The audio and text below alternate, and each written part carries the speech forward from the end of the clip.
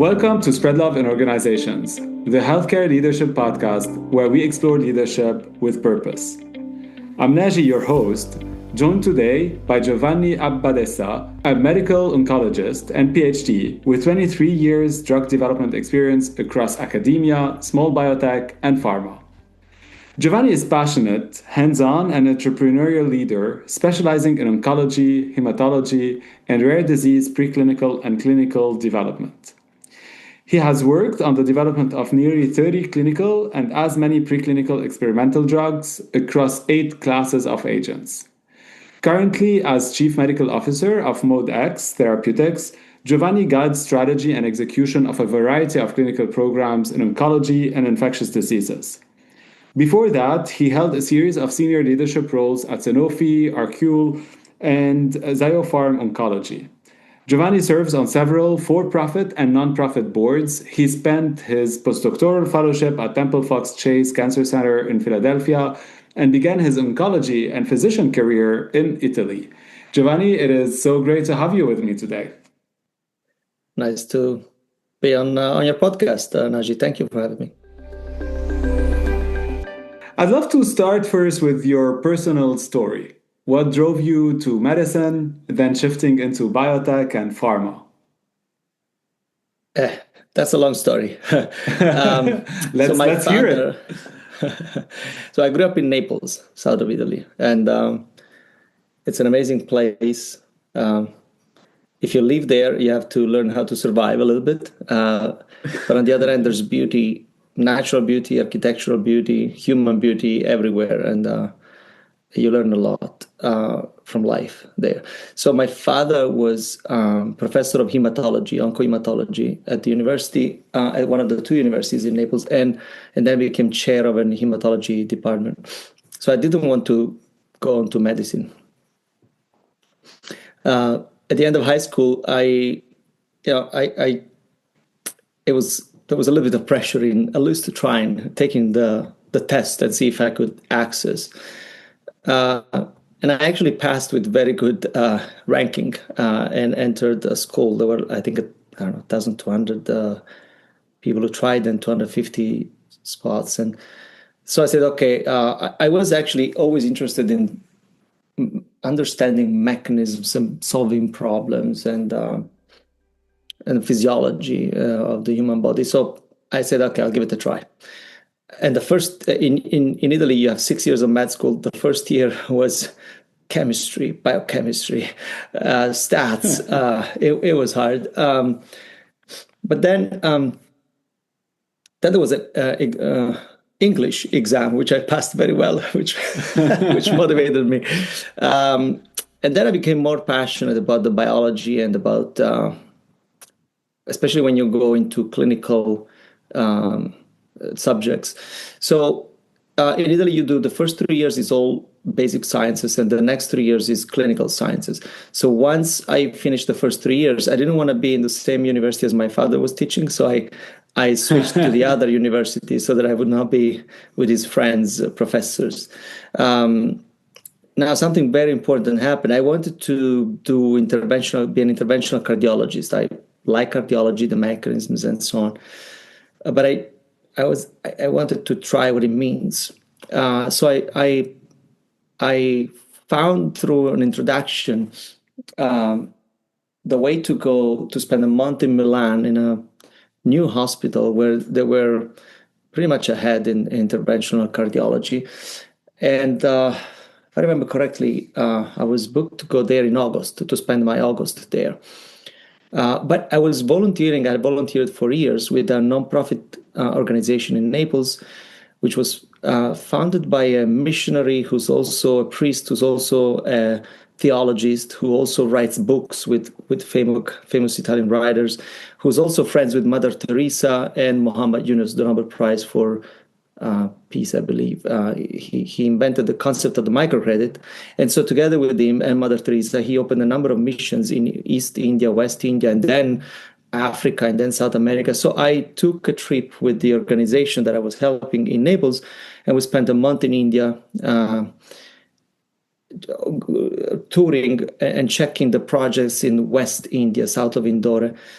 and Tamil Nadu, and lepers changing their bandages, and then orphans, and that thing, that experience had a deep impact on me.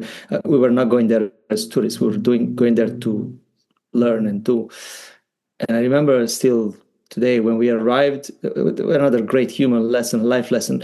We were like a dozen of us with the founder of the nonprofit. We were on the bus entering for the first time a lepers village, which our organization was sustaining.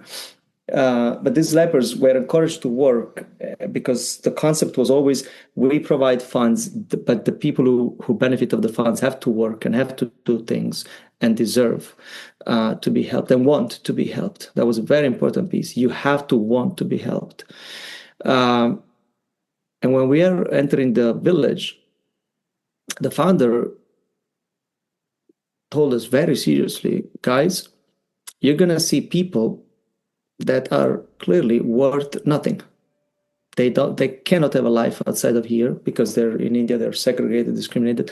They lose their limbs, their face. It's horrible. They're poor.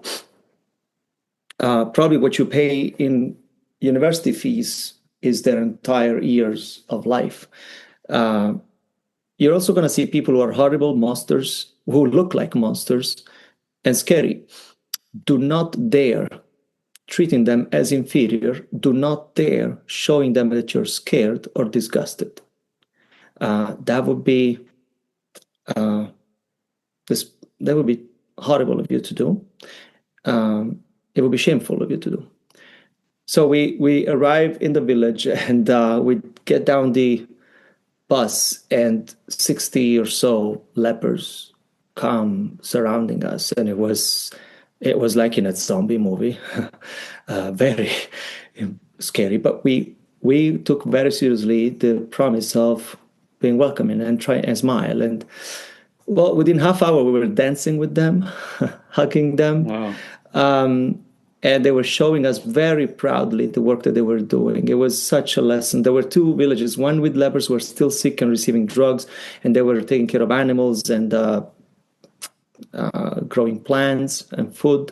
And the other village, once they get cured, of course the limbs don't grow back, so they stay in the village. Society will not accept them, but in the other village they were making saris, they were making cloths and sheets with machines that our organization provided. And now those villages were profitable. They were actually selling food and clothes and tissues to the surrounding villages. So it was a great example of how social entrepreneurship can help. But the most moving moment was when they asked us to get on our knees and give us the Indian blessing. And picture yourself, I mean, this is all happened in the span of maybe 4 or 5 hours. You arrive with a mindset and you find yourself on your knees getting blessed by these people. I couldn't stop crying. And I went back with a different understanding of respect of people, of the impact you can actually have, how much you get when you give. It really had a profound impact. So when I came back to Italy, I went to this hospital. I went first afternoon, first day in this cardiology, interventional cardiology department. When they let me enter the surgery room, I saw a doctor who was playing with a joystick in the heart of a patient. The patient was awake, but nobody was talking with the patient. He was really looking at the screen and doing his thing, and then get out, and that was it. And I thought, oh my God, there's no human interaction. I don't know. The only human interaction is very little bit at the beginning and in the end. I felt I didn't study so much and do all this for that. I wanted to be more involved with the patient, with psychology. So I went. My contact there was in the oncology department, and I asked them, "Look, I really cannot be another day in this place, but I booked a month, an apartment, everything. Can I stay in the oncology department? After all, you do internal medicine. You see everything with patients. I can help out and see what it is." And I really liked it. I really liked it because in oncology, well, at the time, this was 2000 and, no, this was 1999, very few drugs approved for oncology patients, chemos, toxic. But the relation and the connection with the patient and their family was totally different than what I had seen in the cardiology department. I mean, of course, we need cardiologists to survive, and they do a very important job. But the connection with the family, with the patient, the concept that some patients will survive, many won't, and that type of, it's almost a spiritual connection with the patient and the family in at the end of their life, and also how valuable is each day that you can give to somebody, and how they can spend those days, how well or bad, depending on what you can do. That was gratifying as being with a leper who will never have their limb grown back. And so I came back to Naples and I said, okay, I think this is what I want to do. So once I decided I wanted to be an oncologist, I could no longer stay in Naples because my father is one of the most well-known hematologists there, and I wanted to be on my own. And so I asked the hospital in Milan if they could take me back. I was still in med school at the time. So what I did is I did my exams in Naples, and then every time I had a break, I would spend a month in Milan at the hospital, then come back to Naples to study, get exams. I think it was in my fourth year of med school. So then in 2001, I joined the hospital and I became an investigator on clinical trials while I was entering my fellowship. That was another really, really interesting experience. It's a very modern hospital. At the time, they had 600 beds, an ER, and I volunteered to do night shifts because I thought it was, well, after the second year, of course, because I thought it was a learning experience. And the night shift, it was only an internist, me, a surgeon, an anesthesiologist, and a cardiologist on the whole 600 beds. And then there were people in the ER, but every time they had to hospitalize a patient from the ER, it was the four of us. So you can imagine how intense it was. I was fortunate to be an investigator on four experimental drugs, phase 1, phase 2, phase 3, the registration trial with cetuximab for colorectal cancer. I was the top enroller in the world in the phase 2 sorafenib trial in liver cancer, and actually the only one with partial responses in that study, which then led Bayer to decide to move forward with developing sorafenib in the phase 3. They asked me to come as an advisor. I was very fortunate. Well, because I cared of the patients, and so the results were probably better than in other places, and so they asked how to help understanding how to develop the drug. So then I wanted to learn basic science, and I used another one of my summer, 2004, to come to Philadelphia in a lab and see what the lab life was like. Because in Italy, I was just doing clinic 8:15 a.m. to 7:30 p.m. every day with a 20-minute break for lunch. We were doing, I think we were 25 oncologists. We were doing at the time 15,000 visits. It was absurd, the amount of work we had. So I wanted to experience basic research. I came to Philadelphia, spent a month in a lab. I found it interesting, fascinating. And also oncology was becoming more and more targeted and biological. And this 2001 is when Gleevec, the first targeted therapy, was approved, right? And now there were mouse models with human tumors transplanted, xenografts, and so on. So it became very interesting. So I applied for a project, for a grant. Actually, the Milan hospital helped me with some support, and I was able to then come back in April 5, 2005. I came back to Philadelphia with the idea of staying there maybe 6 months and do some basic research project. What I proposed was to do multi-gene therapy in a human model of liver cancer transplanted in a mouse. Soon I realized that it would take much longer than 6 months. The lab where I ended up, they didn't even have an animal facility. They didn't have the rotors to centrifuge the cells and extract the virus. They had nothing. I said, why did you bring me here? Because you're a smart Southern Italian physician, and I know you people are smart, so you're going to find a way to do it. So there was nothing. But what happened is I wanted to make use of my trip again, and also I met a girl that I really liked. who is now my wife. And so I wanted to stay. And so I've always been social, as a good Southern Italian should be. And so one night at the pizza restaurant, I meet an associate professor from Heidelberg, Germany, who was doing research gene therapy in cardiology at another university in Philadelphia. And so I asked him, hey, look, I cannot do much experiments in the lab where I am. Can I come and help you for free and learn how you do gene therapy? So he said, yes, sure, come. So that's where I learned how to get mice, work with them, how to cultivate the cells, how to centrifuge, extract viruses, and so on. And then we made an agreement. Then at the lunch, I met, I think it was from Syria, another investigator at my same university who had an animal facility for neurology. So I asked him, hey, can we collaborate? And I rent a room from your animal facility and I turn it into a BL2 room. BL3? I can't remember anymore. Basically, when you do gene therapy, what I had to do in this room, I had to set up a 24-hour light cycle. I had to order mice cages, which I just went online and ordered them on the Charles River website.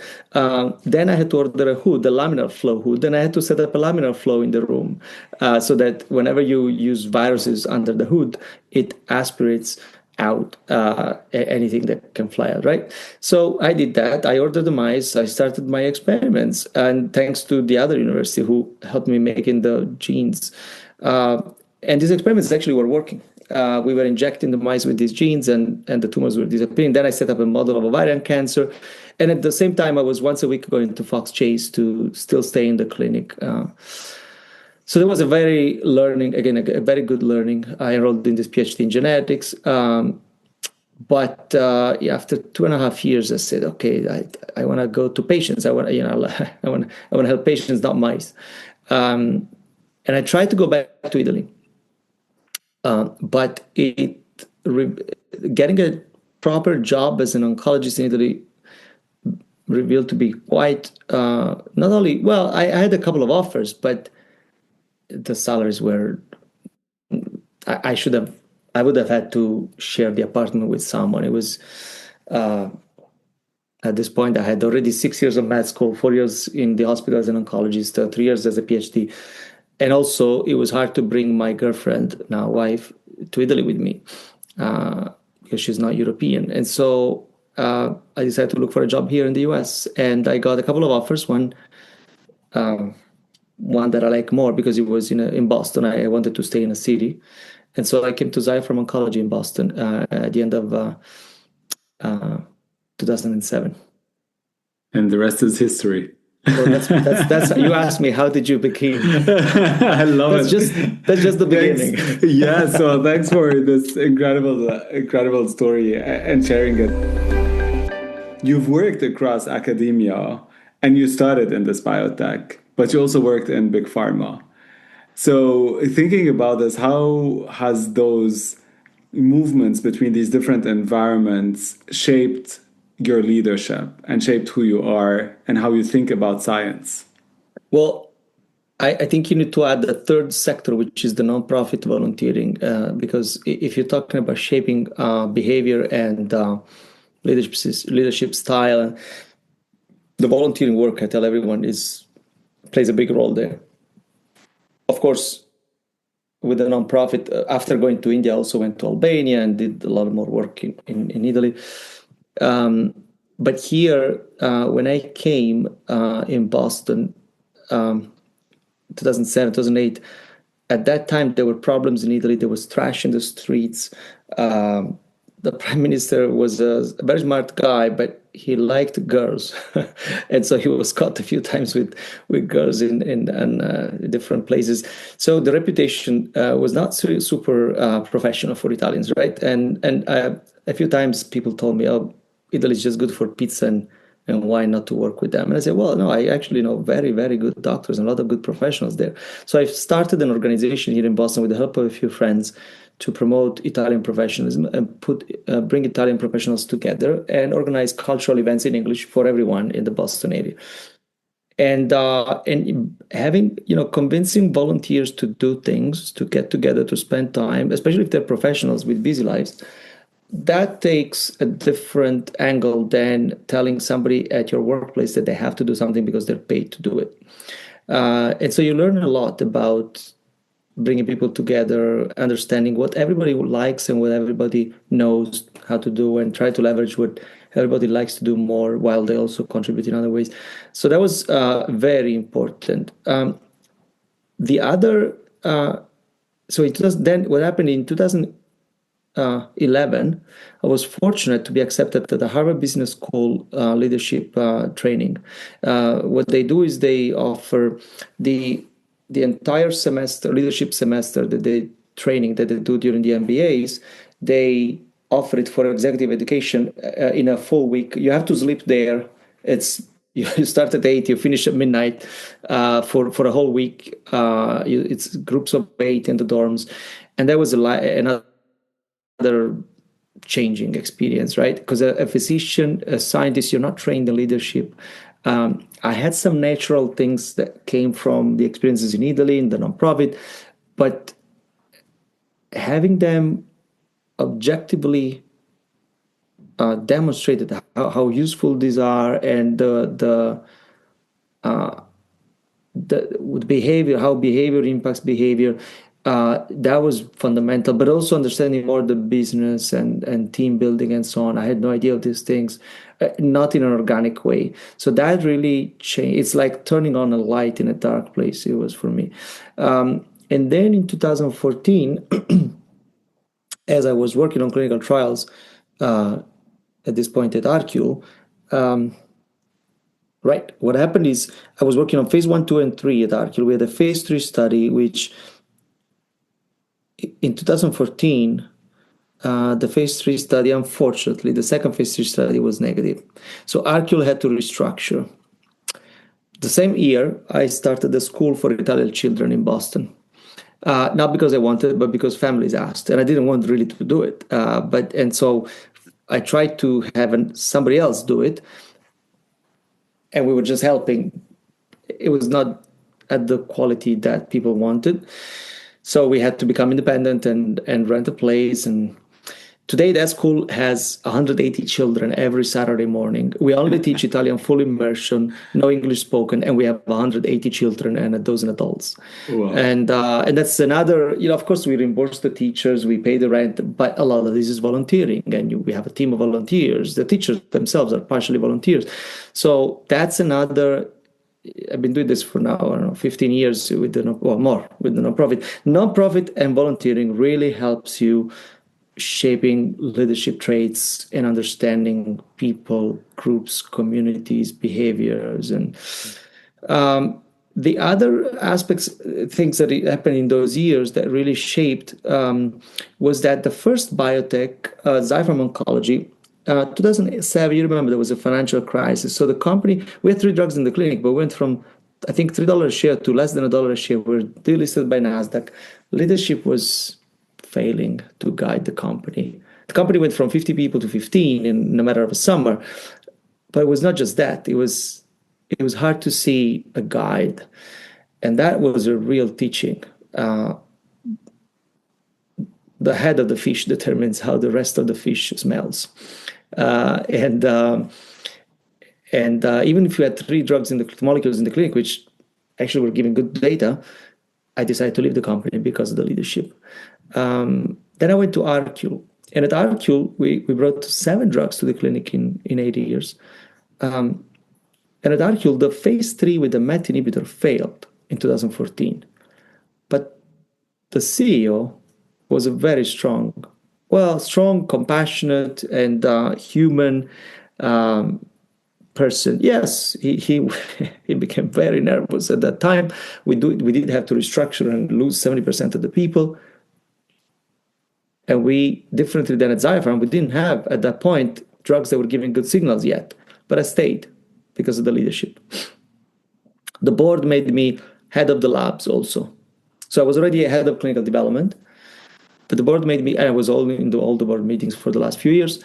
The board made me also head of basically basic research besides the medical affair, investigator sponsored study, and clinical development.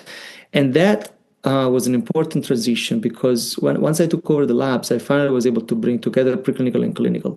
Another learning is that even in small environments and small biotechs, silos happen and matter. Clinical didn't know what preclinical was doing, and preclinical wouldn't care or wouldn't want the clinical to know, and vice versa. Once I had them all together, I had started to order pizza. And the impact that pizza can have on teams is actually taught at the Harvard Business School. At Harvard Business School, they taught us how sharing food brings people together because you're putting your hands and you're putting in your mouth something from a common place, a common plate, a common... So I thought, okay, let's do this. I'm Napolitan, pizza, sharing, let's do it. And I started having every other week a team meeting with all the preclinical and clinical people, very few at that point, we were 8, with pizza. And going around the room and asking everyone, I knew what everybody was doing, but I asked them so that everybody else could know what they were doing. And this started connecting people on a totally different level. That allowed us to understand better the clinical aspects, but also that we had in the lab something that actually my manager had trashed, and the leadership decided not to advance, a BTK inhibitor. So we did experiments a little bit in secret, well, quite a lot in secret actually, to characterize better the molecule. And once we had the data, I said, look, I understand why you guys trashed it, but you didn't see the real activity of this molecule and why it works this way. Allow me to do some animal study. So we didn't have much money. So I called an Italian guy at Ohio State, Carlo Croce. I said, Carlo, we didn't interact in Philadelphia. You had already left, but look, I'm cashless. We're a small biotech, and I have a molecule that I think it could work. You have a beautiful model of chronic lymphatic leukemia in animals. Can I please bring the drug and we try it? So we negotiated. I went to Columbus, Ohio, spent nice time, very nice. He's a very nice guy. And we did the experiment. It worked. We wiped out CLL from these mice with no significant toxicity. So then at that point, John Bird, who was the head of the leukemia program there, the same guy who was heading development of ibrutinib, acalabrutinib, other BTK inhibitors for CLL, he said, you should bring this thing forward. So we did more animal experiments, we published quite a bit. And finally, I was able to bring this thing to the clinic in a phase 1 study, which then gave positive data and was the reason why Arkell was acquired by Merck. So a lot of learnings, resilience, bringing people together. It's all because of the pizza. I love it. I have a section. You will laugh when I say the words. But look, you're a big believer. I know we discussed about this, and I relate to several things you've said. Like I've been a humanitarian. It shaped your leadership in a different way, managing and leading, folks who are volunteers in tough situations is certainly life lessons. But you're also a big believer in collaboration and human connection. You talk about pizza here. What you've done also in the nonprofit world, whether it's the school, the professional organization of Italians. What do you think really make collaboration effective if you look at it from purely our industry, like drug development? What would make it effective, and where do you see the biggest gaps, for example, today? I think in the 70s and then in the 90s, there were active negotiations between which the US was involved with between Palestinians and Arabs and Israel. And they were able to move forward at the time because the concept was, okay, let's look at what really everybody wants. What do you want? What does the other one want? And the point is not to try to, when you collaborate, is not to try to ask for 100 so you can get 50. The point is to understand, what does the other party want? It may not be 100. It may be something different. Oh, maybe that's not a big deal. I can give that. And this is what I really want. So I think collaborations are profuse when people really put on the table what is that they want, what is it they need, And then you find complementarity. If there's no compatibility between what you want, then no money and no benefit will make a fruitful collaboration. You have to start from what you really need and want, and of course trust, and the people. As I always say to my team, drugs do not develop drugs; people develop drugs. I love it. I love this. That's so true. It's true. I've seen bad people ruining good drugs, and I've seen decent drug moving forward because the people were really, really good. And today we're no longer in the environment that was 50 years ago, where a single person could really make a huge difference. Everything in research today requires teamwork. Yeah. So it has to be the people. It has to be the people. I'm going to now give you a word, and I would love your first reaction to it. The first one is leadership. Yeah. Well, you have to give the example. You have to give the example. You have to be compassionate. You have to be humble. You have to be hungry. And you have to be a people person. I like a lot an author named Patrick Lencioni. He wrote The 5 Dysfunctions of a Team, but especially the ideal team player. And I think it's totally true. A good leader should be humble, because otherwise you don't see when you're making a mistake. If you don't, anyone could give you a good idea. And if you're not humble, you're going to miss it. You need to be passionate. You need to be hungry. You need to have a drive. If you want to be a leader, of course. If you feel that you have something else to contribute. And then you have to be a people person. That's the third important point. What about innovation? Innovation comes with failure. And self-confidence, and be confident enough that you can try things that don't work. You're never going to innovate if you don't fail. You have to fail, and you have to accept failure and learn, of course, from failure. So you have to accept productive criticism and try. And you need to be resilient. Yes. The third one that I wrote before we chatted was pizza. So what's your reaction to pizza? I love it. Well, first of all, let me tell you, pizza was not invented in New York. To be clear. Well, I went to this Napolitan place where it says they invented margarita pizza. Is that like a myth, or is it true? Well, no, that's brandy in Naples. In Naples, they invented the margarita, not the pizza. So the pizza was, of course, before the Romans, without tomatoes. The Roman time without tomatoes was more focaccia, not like the focaccia in Genoa, which is thick, but more flat. And then with the tomatoes, pizza with tomato became something. It was pizza and pasta are relatively cheap, and so it became a privileged food in south of Italy, especially, which was poorer after the so-called unification in 1860. And pizza margherita was invented by these pizza places, which is still open, still, as you know, active, when the Queen of Italy came to visit Naples. And the flag of Italy was green, white, and red. And so what he did is he did the pizza with the green is the basil, white is the mozzarella, and red is tomato. And the queen was named Margherita. It was Queen Margherita. So he says, Queen, I made a pizza for you. We're going to call it Pizza Margherita. Everybody loved it, also because they were using tomatoes from the Vesuvius mountain and mozzarella di bufala, which is it's very different. So the ingredients were particularly good. They didn't have them in Turin, where they were sadly coming from. and so the Queen loved it, and it became a thing. But there's different ways of making pizza, of course, many different ways. And throughout Italy, you will find very different ways. In Rome, it's harder. In Tuscany, it's thin.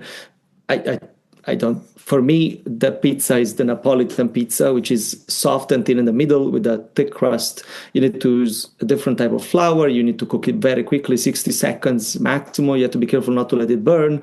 It's an art. There's only a few places, for example, in Boston, where they make it well.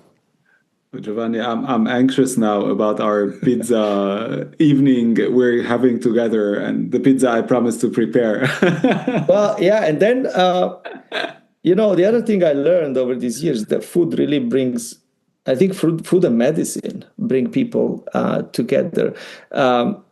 I became very good friends with a Lebanese couple, Armenian Lebanese couple here in Boston. He's an amazing pizza maker. I would have never thought. And so we have fun making pizza together. In fact, we took a trip to Italy and we went to Pepe and Grani, which has been voted for years as the best pizza place in the world. We spent a week in the Naples area and we booked 3 nights at this pizza place to have pizza 3 times. I have to go now there. Yes, you should. You should. The fourth word and last one is spread love in organizations. Well, we go back to the people component. Look, I always tell people never hire somebody that you wouldn't like to have dinner with. We spend 80% of our time at work. You have to have a nice and good environment. I interviewed at so many places a couple of times when I was looking for a move. When I found organizations where you could feel that they could stab you in the back anytime, that people were competing against each other, not with each other, I just stopped talking with them. I don't want to be in that environment. When I was in the hospital in Milan, in those particular years, the culture was that if I didn't know that a paper came out, people would actually highlight, oh, you don't know that oh, you don't know that paper. Oh, you don't know this thing. Oh, and they would never tell you where to find the paper so that you could read it because they were competing against each other. I don't like that. I'd rather have a place where we collaborate and grow together, where if my team members do well, that actually speaks well of me. I don't have to try to control my team members so that I always look better than them. No, to lead is not to always show that you're the best one in the room. You're the one who can bring people together and get the best out of everyone. You need to help people to give their best. If you try to be the best one and suppress their ideas, you're not leading. You're doing things on your own. This is not golf. It's soccer. Well, Giovanni, any final word of wisdom for healthcare leaders around the world? Yeah, well, look, wisdom, I don't know. What wisdom can I bring? Unfortunately, too young to have enough wisdom, but I can tell what I see. What I see is, my colleague Elias Zeruni, he wrote an interesting book, Disease Knows No Politics. I think that's really important. As I was saying, medicine and food bring people together. We really need to, well, first of all, the society needs to try to understand each other and again, go and understand what does each other want and try to see how hard it is to give up something. But in science, it is particularly true. And the relation between science and medicine and the rest of the world, it is absolutely fundamental. Scientists don't take leadership trainings or communication trainings, right? But today, communication is a lot more than before. And so I think scientists, I believe they need to learn how to communicate in a modern way so that everyone can understand what they're saying. I believe until the 60s, the Christian masses were said in Latin until they changed the rules. The concept was, and also all legal documents in Italy some legal documents were in Latin. The concept was people should not understand, people should just follow. But that doesn't work. That doesn't work. You need people to understand, to believe. And the same is for science. And if scientists say things in a way that people can't understand them, well, people are the ones who vote. People are the ones who choose, who decides what to do with our science in the end. And so I think scientists need to go back and become a little bit more humble and be able to spread messages in a way that people can understand, so that people can understand what they're voting for. Well, thank you so much, Giovanni, for being with me today. We could spend hours. We'll talk more over a pizza. We will over a pizza. Thanks again for being with me today. It was a real pleasure. Thank you.